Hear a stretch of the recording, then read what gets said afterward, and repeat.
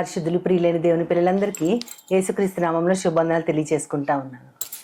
ఈ మధ్య నేను గమనిస్తూ ఉన్నప్పుడు చాలామంది అంటే యంగ్స్టర్స్ అనమాట, వాళ్ళు డ్రైవ్ చేసేటప్పుడు ఏం చేస్తున్నారంటే సీట్ బెల్ట్ వేసుకోమని, అది అది మ్యాండేటరీ. సీట్ బెల్ట్ అనేది ఎవరన్నా వేసుకోవాలి, అది ఒక రూల్గా కూడా ఉంటా ఉంది సీట్ బెల్ట్ వేసుకోమని. వాళ్ళు ఏం చేస్తున్నారు, మీద నుంచి సీట్ బెల్ట్ వేసుకోవడానికి కొంచెం ఇబ్బంది ఫీల్ అయ్యి ఆ సీట్కి బెల్ట్ పెట్టేసి దాని మీద కూర్చుంటున్నారు. అది గమనించినప్పుడు నాకు చాలా ఆశ్చర్యం వేసింది. వీళ్ళ తెలివితేటలకి నేను ఆశ్చర్యపడాలా, లేదా అసలు ఆ సీట్ బెల్ట్ పెట్టిందే వాళ్ళ కోసము, వాళ్ళ యొక్క సేఫ్టీ కోసము.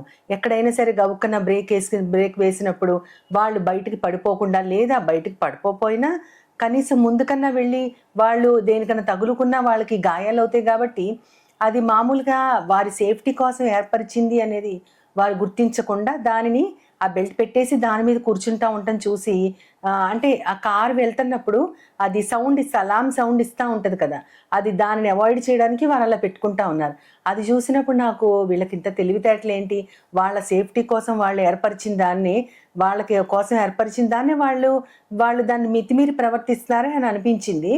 అప్పుడు అసలు సేఫ్టీ గురించి, వాటి గురించి, భద్రత గురించి ఆలోచిస్తూ ఉన్నప్పుడు కార్స్లో వెళ్ళే వాళ్ళకైతే ఈ సీట్ బెల్ట్స్ ఉంటాయి. అదే బైక్స్ మీద వెళ్ళే వాళ్ళకి సేఫ్టీ కోసమో ఏంటి అని ఆలోచించినప్పుడు అది హెల్మెట్ అంటే దాని గురించి కొంతసేపు నేను ఆలోచించినప్పుడు దేవుడు చాలా ఒక మంచి ఆలోచనని, ఒక క్రమబద్ధమైనటువంటి విధానాన్ని తన యొక్క గ్రంథంలో ఈ హెల్మెట్ గురించి ఏం చెప్పారో కూడా చాలా స్పష్టంగా ఉంది.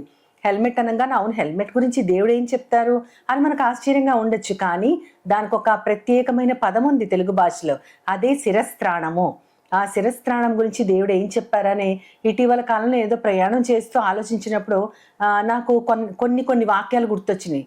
దానిని నేను అలాగ ధ్యానించుకుంటూ ముందుకు వెళ్తా ఉన్నప్పుడు చాలా అద్భుతమైనటువంటి ఒక క్రమము చివరికి నన్ను ఎక్కడికి తీసుకెళ్ళిందంటే, ఇంత అద్భుతంగా దేవుడు మనల్ని కాపాడుతున్నాడా, మనము కేవలము ఒక బాహ్య రూపమైన హెల్మెట్, ప్రయాణానికి మన తలని కాపాడుకోవడం కోసం గవర్నమెంట్ వారు పెట్టిన దాన్ని వాళ్ళే మన గురించి అంతా ఆలోచిస్తే, మరి దేవదేవుడు మన సృష్టికర్త, తన సృష్టి అయిన తన ప్రజల్ని రక్షించుకోవడానికి హెల్మెట్గా మనకేమి ఇచ్చారని ఆలోచించినప్పుడు కొన్ని మంచి వాక్యాలు నాకు బైబిల్లోంచి దేవుడు చూపిస్తూ ఉన్నారు.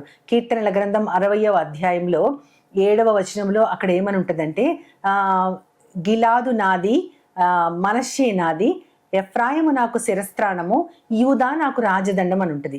గిలాదు నాది, మనష్షే నాది అంటే అవి రెండు, ఆ గిలాదు అవి కొన్ని పట్టణాలు, కొన్ని ప్రదేశాలు, అవి నావే అంటే వారు నా ప్రజలే అని అర్థం.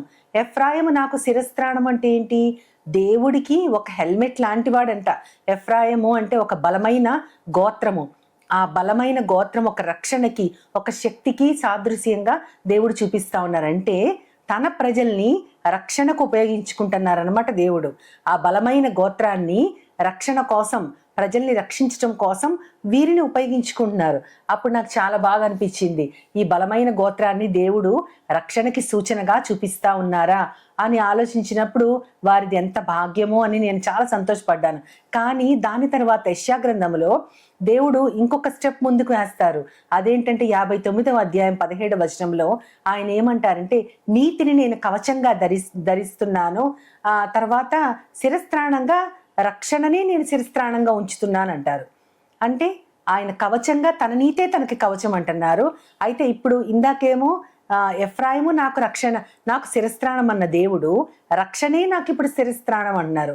ఇందాక ఒక బలమైన గోత్రాన్ని ప్రజలకు రక్షణగా ఉపయోగించుకోవాలనుకున్న దేవుడు ఇప్పుడు ఆ రక్షణ తానే అని చెప్తున్నారు దేవుడికి, మనుష్యులకి.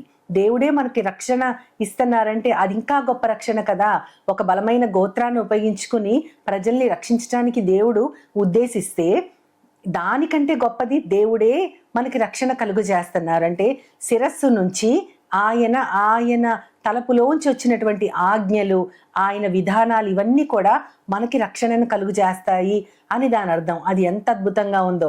అయితే దీనికంటే ఇంకొక పైమెట్టుగా దేవుడు ఇంకోటి చూపిస్తా ఉన్నారు. మనం చూడగలిగితే కొరింథీయులకు రాసిన పత్రికలో 11వ అధ్యాయము 3వ వచనంలో ఏమని ఉంటుందంటే, స్త్రీకి పురుషుడు శిరస్సు అని ఉంటుంది, పురుషునికి క్రీస్తు శిరస్సు. కానీ క్రీస్తుకు శిరస్సు ఏంటి అనేది మనం ఆలోచిస్తే అది దేవుడు. అంటే ఆయన ఈ భూమి మీదకి తన కుమారుణ్ణి రక్షకుడిగా పంపించారు. ఒకానొక కాలములో ఒక బలమైన గోత్రాన్ని ప్రజల్ని రక్షించడానికి ఉపయోగించుకున్న దేవుడు, తానే రక్షణను శిరస్త్రాణంగా ధరించానని చెప్పిన దేవుడు ఇప్పుడు తన తలపులోంచి, తన హృదయంలోంచి ఆది నుంచి ఉన్న సంకల్పాన్ని బట్టి తన కుమారుణ్ణి ఒక రక్షకుడిగా ఈ భూలోకానికి పంపించారు. తన కుమారుడు అయినా సరే ఆయన కూడా దైవమే. అయితే ఆ కుమారుడికి శిరస్సుగా తానే ఉంటున్నానని చెప్తున్నారు. అంటే శిరస్సు అనేది చాలా ముఖ్యము. ప్రతి మనిషికి కూడా తల నుంచి ప్రతి ఆజ్ఞ, మనం ఆలోచనలన్నీ కూడా మన మెదడు నుంచి వస్తూ ఉంటాయి. అది మన శరీరాన్ని నడిపింపజేస్తుంది. అక్కడి నుంచి మన హృదయంలోకి వచ్చి ఆ హృదయంలోంచి మన శరీరాన్ని నడిపించగల శక్తి ఆ తల నుంచి వచ్చే ఆజ్ఞలకు ఉంటుంది. అది కూడా దేవుడు మాట్లాడుతూ ఉంటారు బైబిల్లోనే. ఇప్పుడు శిరస్సు మనందరికీ కూడా మనల్ని నడిపించే విధానం అయితే, క్రీస్తుకి శిరస్సు ఎవరు అంటే రక్షించటానికి వచ్చిన క్రీస్తుకి శిరస్సు తానే అని దేవుడు చెప్తున్నారు. నేనే క్రీస్తుకి శిరస్సు అని చెప్తున్నారంటే అది ఎంత అద్భుతమైనటువంటి నడిపింపులోకి తీసుకెళ్తా ఉంటుంది. అంటే మన రక్షకునికి శిరస్సు తండ్రి అయిన దేవుడు. ఆ తండ్రి కేవలం క్రీస్తుకే తండ్రి కాదు కానీ మన అందరికీ కూడా తండ్రి. అందుకని మనందరం కూడా క్రీస్తుతో పాటు మనందరం కూడా సహోదరులమే చెప్పబడుతుంది హెబ్రీ పత్రికలో. అక్కడ క్రీస్తుతో పాటు మనం సహోదరులమి, మనందరికీ ఒక్కటే హేతువు. ఆ హేతువు ఏంటంటే మనందరికీ ఒక్కడే తండ్రి. కాబట్టి ఆ తండ్రి తన కుమారుడికి తానే శిరస్సుగా ఉంటానని చెప్తా ఉన్నారు. ఇంకా అంతకంటే అద్భుతమైన వచనము మనకి కొలసీల పత్రికలో 1వ అధ్యాయములో 18వ వచనంలో చూపించబడి ఉంటుంది. అక్కడేమని ఉంటుందంటే సంఘానికి శిరస్సు క్రీస్తే అని ఉంటుంది. సంఘం అనే శరీరానికి శిరస్సు ఎవరంటే క్రీస్తు. ఎంత అద్భుతంగా ఉంది. ఇప్పుడు క్రీస్తుకి శిరస్సు దేవుడు అయితే మనందరం ఒక్క సంఘము, ఒక్క యేసుక్రీస్తు రక్తముతో మనం అందరం విమోచించబడ్డాము. కాబట్టి అందరం ఒక సంఘముగా ఆలోచిస్తే, ఈ సంఘానికి ఒక రూపం ఇస్తే, ఆ రూపము మనం ఒక రూపం, ఒక మనిషి రూపంలో ఆలోచించుకుందాం. ఆ సంఘం ఒక వధువు కాబట్టి ఆమెకు తల, ఆ సంఘానికి తల ఎవరంటే క్రీస్తు. ఆ క్రీస్తుకి శిరస్సు ఎవరంటే దేవుడు. అందుకనే సర్వములో సర్వమై ఉన్న దేవుడు అని మనం చదువుకుంటాము. మనందరము కలిసి ఒక్క రూపంగా ఏర్పడి రాబోయే క్రీస్తు వారి కోసం వేచి చూస్తున్న వధువులాగా మనం ఉంటే గనక మనకి శిరస్సు ఎవరంటే క్రీస్తు. ఆ క్రీస్తుకి శిరస్సు ఎవరంటే దేవుడు.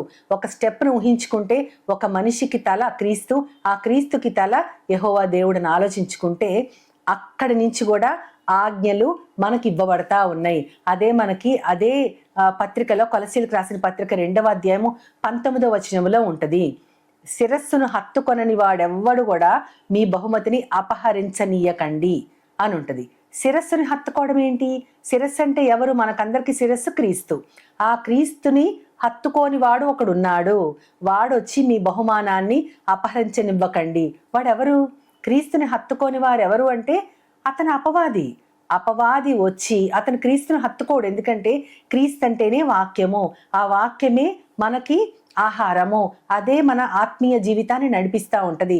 ఆ వాక్యానికి విరోధి అపవాది. కాబట్టి అతను వచ్చి మన బహుమానాన్ని అపహరించకూడదు. ఎందుకు అంటే ఆ కింద వచనాల్లో ఉంటుంది. ఎందుకంటే ఆ శిరస్సు నుంచి ఆజ్ఞలు బయలుదేరి శరీరానికి అది పోషణ అంట. ఎలాగంటే శరీరము కీళ్లతో నరములతో పోషించబడి అతుకబడినదై దేవుని నుంచి వచ్చే వృద్ధి కలిగించే ఆజ్ఞలతో అభివృద్ధి చెందుతుందంట. అంటే మనందరము కూడా ఒక్క శరీరము. ఈ శరీరము ఎలా పోషించబడుతుందంటే దేవుని వాక్యము వలన కలిగే అభివృద్ధి. ఆ వాక్యము ఎక్కడి నుంచి వస్తుందంటే శిరస్సులోంచి వచ్చి మన నరాల్ని, మన యొక్క కీళ్ళని పోషిస్తుందంట. అది ఏది అంటే ఆ వాక్యము. మనము పోషించబడి అభివృద్ధి చెందేది దేనితో అంటే వాక్యముతో. ఆ వాక్యము ఎవరంటే క్రీస్తు. వాక్యము మనల్ని పోషిస్తున్నది. అయితే మనము పోషించబడే ఆ వాక్యాహారాన్ని దొంగిలించే వారు ఎవరంటే అపవాది. కాబట్టి ఆ వాక్యాన్ని హత్తుకొనని వాడు ఒకడున్నాడు. వాడు మన దగ్గర నుంచి దానిని అపహరించకూడదు. కాబట్టి మనకి శిరస్సు ఎంత ముఖ్యమో అంటే క్రీస్తు వారి దగ్గర నుంచి వచ్చే ఆజ్ఞలు మాత్రమే మనల్ని నడిపించాలి. అదొక్కటే సంఘం అంతటిని కూడా వృద్ధిపరుస్తూ అభివృద్ధిలోకి నడిపిస్తుందని అక్కడ ఉంది. ఆ కొలసీలకు రాసిన పత్రిక 2వ అధ్యాయం 19వ వచనంలో ఉంది. ఒక స్టెప్ వైజ్ చూసుకుంటే బలమైన గోత్రాన్ని రక్షణ శిరస్త్రాణంగా చేసిన దేవుడు తానే రక్షణ అనే శిరస్త్రాణం ధరిస్తానని చెప్పి తన కుమారుణ్ణి శిరస్సుగా ఈ లోకానికి ఇచ్చి ఆ కుమారుడికి శిరస్సుగా తానుండి ఆ కుమారుడు ఒక సంఘానికే శిరస్సు, ఆ రక్షకుడైన ఆ కుమారుడు మనందరికీ కలిపి ఒక్కటే శిరస్సు, మనందరికి కలిపి ఒక్కటే దేహము. ఆయన నుంచి వచ్చే ఆజ్ఞలు మనము తప్పిపోకుండా చూడాలంటే అపవాదిని మన దగ్గరికి దరి చేరనివ్వకూడదు. ఇదంతా కూడా ఒక శిరస్సు గురించి, ఆ శిరస్త్రాణం గురించి చెప్పిన దేవుడు ఇప్పుడు యేసుక్రీస్తు వారు వచ్చిన దగ్గర నుంచి ఆయన శిరస్త్రాణం అనే మాట వాడలేదు. ఎందుకంటే ఆయనే మనకి శిరస్సు కాబట్టి ఆయన చెప్పేది డైరెక్ట్గా మనం ఫాలో అవ్వాలి. కానీ ఇంకొక పై స్టెప్ ఫైనల్గా ఏమని చెప్పబడి ఉంటుంది అంటే ఎఫెసీయులకు రాసిన పత్రిక 6వ అధ్యాయం 17వ వచనంలో మనకి సర్వాంగ కవచం గురించి ఉంటుంది.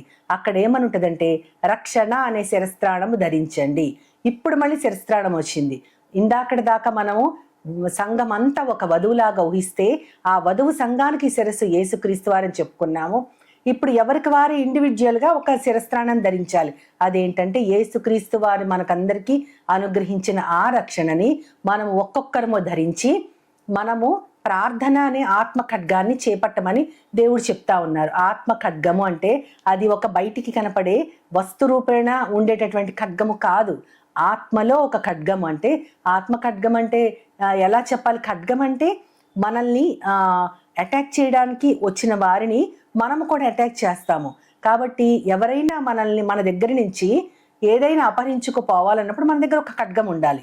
ఇది నిజంగా లిటరల్గా ఒక ఖడ్గం కాదు, ఆత్మ ఖడ్గము. ఆత్మ ఖడ్గం అనే ఆ వాక్యము, ఆ వాక్యం అనే ఆత్మ ఖడ్గాన్ని మనం ధరించాలి. ఇందాక చెప్పబడింది కూడా అదే.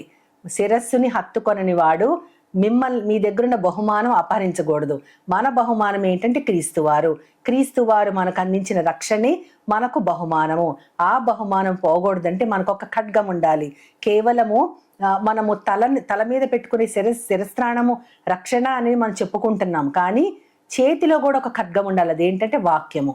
అంటే యేసుక్రీస్తు వారు కూడా తన సేవా ప్రారంభంలో అపవాది సాతాను అరణ్యములో ఆయనను శోధిస్తాడు. శోధించినప్పుడు యేసుక్రీస్తు వారు ఆ 3 శోధల్ని, నేత్రాస, శరీరాస, జీవపుడంబం అనే 3 శోధల్ని ఆయన వాక్యముతోనే ఎదుర్కొంటారు. అంటే అదే ఆయన ఖడ్గము. ఇప్పుడు మనకు కూడా ఆయన అదే ఖడ్గం ఇచ్చి, ఇప్పుడు మీరు కూడా వాక్యం అనే ఖడ్గముతో మిమ్మల్ని ఎవరన్నా మీ దగ్గరున్న బహుమానాన్ని దొంగిలిద్దాము అని వస్తే గనక మీరు ఈ వాక్య ఖడ్గముతో వాళ్ళని ఎదిరించండి. అంతేకాకుండా మీ శిరస్సు మీద ఒక శిరస్త్రాణం ఉంటుంది. అదేంటంటే రక్షణ. ఆల్రెడీ మీరు రక్షకుని చేత రక్షించబడ్డారు కాబట్టి అది మీ శిరస్సు మీద వెలుగుతూ ఉంటుంది. ఆ రక్షణ మీ యొక్క స్వాస్థ్యం, అది వెలుగుతూ ఉంటుంది. ఆ రక్షణ మిమ్మల్ని కాపాడుతూ ఉంటుంది. కానీ మిమ్మల్ని మీరు ఎవరైనా మీ మీదకి అటాక్ చేయడానికి వచ్చినప్పుడు కాపాడుకోవడానికి మాత్రము వాక్యం అనేటటువంటి ఆత్మ ఖడ్గము మీ దగ్గర ఉండాలని దేవుడు చెప్తా ఉన్నారు. ఒక్క శిరస్త్రాణము అనేది మనం ఆలోచిస్తే దేవుడు మనకు కలుగజేసిన రక్షణ ఎంత గొప్పదో. అది ఒక బలమైన గోత్రము నుంచి తన కుమారుడి ద్వారా, ఒక రక్షకుడి ద్వారా అది స్టార్ట్ అయ్యి అది చివరికి ఇండివిజువల్గా ఎవరికి వారు ఆత్మ ఖడ్గము ధరించి, రక్షణ ఆల్రెడీ మనకు ఉంది కాబట్టి చేతిలో ఒక ఖడ్గం కూడా ఉండాలి. ఆ ఖడ్గము కేవలము వాక్యమే. యేసుక్రీస్తు వారు కూడా అదే వాక్య ఖడ్గముతో సాతానుని ఎదిరించారు. మనము కూడా రక్షణ ఆల్రెడీ మన శిరస్సు మీద పెట్టబడిన హెల్మెట్గా ఉంది కాబట్టి చేతిలో మనకు ఉండాల్సిన సోర్డ్ అదేంటంటే వాక్యము. ఎందుకంటే అది 2 అంచులు కలిగి వాడి కలిగిన ఏ ఖడ్గము కంటే కూడా అది పదునుగా ఉండి కీళ్లను మూలుగును విభజించినంత మట్టుకు దూరును అని మనం చదువుకుంటాము. అంటే మన కీళ్లలోంచి మూలుగులోకి కూడా వెళ్ళి మనల్ని కరెక్ట్ చేసేది ఒక్క ఖడ్గము. ఆ ఖడ్గమే వాక్యము. ఆ వాక్యాన్ని మనం చేత పట్టి ఉంటే ఎవ్వరు కూడా మనకు కలిగిన బహుమానాన్ని అపహరించరు. ఆ బహుమానమే రక్షణ. ఆ రక్షణ మన తల మీద ఆల్రెడీ పెట్టి ఉంచారు దేవుడు. కాబట్టి అది పడిపోకుండా, ఆ రక్షణలోంచి జారిపోకుండా, తొట్టిల్లకుండా కాపాడటానికి వాక్యాన్ని మనందరము ధరించి దేవుడిచ్చిన గొప్ప బహుమానాన్ని, దాన్ని పొందినందుకు మనం భాగ్యవంతులుగా మనము ఎంచుకుంటూ మనందరం కూడా దేవుని కీర్తిస్తూ చిన్న ప్రార్థన చేసుకుంటూ ఆయన సహాయాన్ని కోరుకుందాం. ప్రేమ నమ్మకం గల నా ప్రియ పరలోకపు తండ్రి, నాయన శిరస్త్రాణము ఒక బలమైన గోత్రం అని చెప్పారు ప్రవ్వా. అక్కడి నుంచి నీ కుమారుడే ఒక శిరస్సుగా మాకు అలంకరించబడ్డారు ప్రవ్వా. అయితే అదే రక్షణ నీ శిరస్త్రాణము ఎవరికి వారము కలిగి ఉన్నాం కాబట్టి మేము మా జీవన పోరాటములో, మా ఆత్మీయ పోరాటములో ఆ శిరస్త్రాణాన్ని జార విడుచుకోకూడదు తండ్రి. అది జార విడుచుకోకుండా ప్రభ మేము వాక్యమని ఆత్మ ఖడ్గముతో సాతానుతో పోరాడాలి. కాబట్టి అట్టి శక్తి, బలము, ధైర్యము మాకందరికి కలిగించమని నీ ప్రియకుమారుడు నా ప్రియ ప్రభ యేసుక్రీస్తు వారి ద్వారా కోరి ప్రార్థిస్తున్నాను పరమ తండ్రి. ఆమేన్, ఆమేన్, ఆమేన్. వందనాలు. As Jesus now is all.